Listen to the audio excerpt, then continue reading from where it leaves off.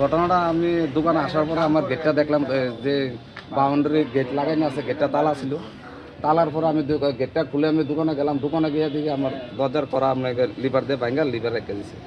Liver লাগার পরে আমি দরজাটা একটু ফাঁক করে দেখলাম, দেখে সেটা দেখলাম লন্ড বন্ধ। আমি থানায় লোকালকে ইনফরমেশন করলাম, থানার লোক আসছে। আসার পরে তারা এসে দরজা খুলছে, খুলে আমার দেখা হয়েছে আমার জিনিসপত্র মানে ভিতরে সব লন্ড বন্ধ করে নিয়েছে। আর কিছু ব্যাটারি লিয়ে গেছে, আমার ওয়াইলিং করে জালে হোল্ডার তার নিয়েছে বা কারেন্টের কেবল আছে একটু লিয়ে গেছে। প্লাস আরও নানান সামনে মেশিন আসলে ছোটো ছোটো রান্দার কাঠ মেশিন বা করাত মেশিন আছে লিয়ে গেছে। কত টাকার প্রায় এই মালগুলো আমার 50 থেকে 60 হাজার টাকার মতো মাল লিয়ে গেছে।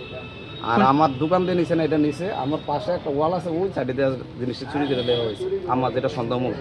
কারণ পাশে আসতাম যাইতো না, আমার সামনে দিয়ে ঢুকতে পারতো না, সিসি ক্যামেরা আছে।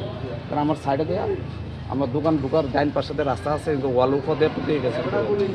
আপনি কোন সময় দেখছেন?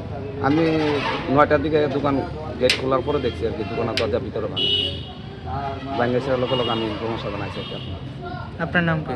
উত্তম কর্মকার, দোকানের নাম? বি কর্মকার মেকানিক ওয়ার্কস।